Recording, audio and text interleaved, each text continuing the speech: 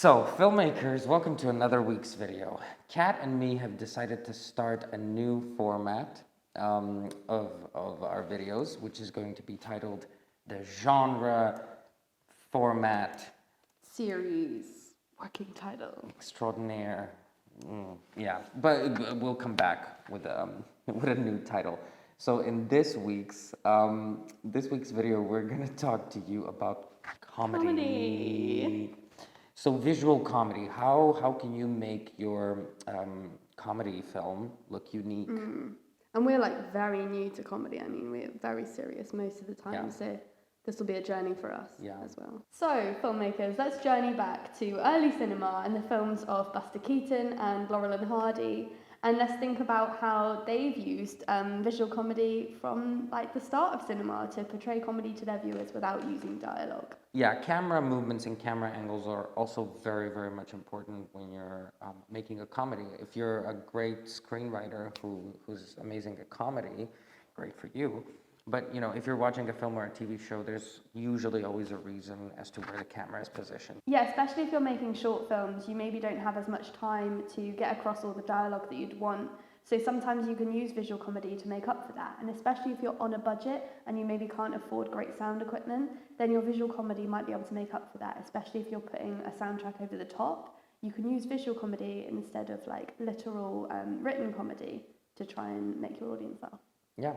I mean, when you're watching short films or any kind of films at, like, for example, festivals, obviously the ones with a very strong subject are the ones that are remembered and talked about. But comedy, and especially short film comedy films, are usually the ones that leave the strongest impact on the audience. Yeah, and as you mentioned, it definitely is memorable because it is hard to write comedy and it is quite a brave thing to do because comedy is so subjective.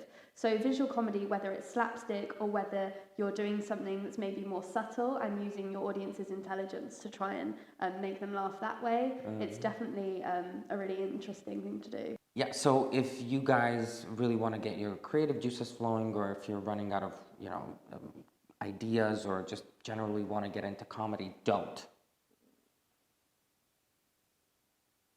I'm kidding.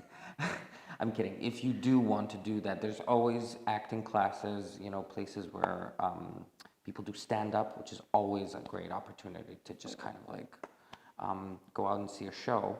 And also improv, which I would highly recommend that you do, because it's amazing if you like comedy and if you need to jumpstart your idea. So Kat and me have another book of the week. So the book is Bossypants by Tina Fey. So this book is really helpful and it's really good, and it just kind of shows you how you can write in a funny way. And contrary to what some people think, you don't have to be ironic or sarcastic to be funny.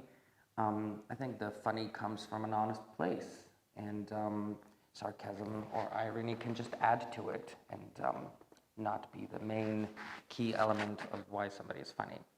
But anyways, Tina Fey talks about improv, and improv is actually very helpful, as we said before, to get your creativity going. So, the point and key elements of improv are just to always say yes.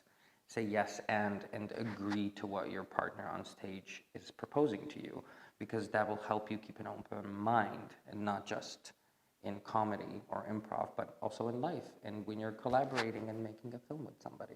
So remember, there's no right way to do comedy. It's always very subjective. But whether you're doing kind of slapstick or maybe something a little more subtle, there's loads of different ways to go about it.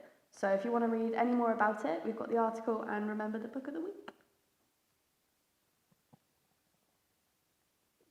I like your shirt.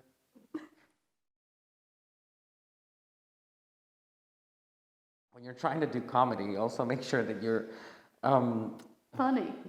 Make sure you're funny.